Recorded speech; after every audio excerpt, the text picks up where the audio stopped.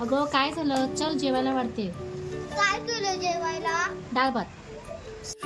मी बाबांना म्हटलेली आज मला हॉटेलमध्ये जायचं होतं. बाबा कुठे आहेत?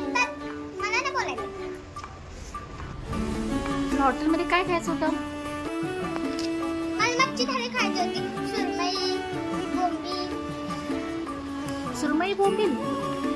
मग आपण हॉटेलमध्ये जाऊया, ठीक आहे? एक तास थांबा, मग तुला मी हॉटेलमध्ये घेऊन जाते.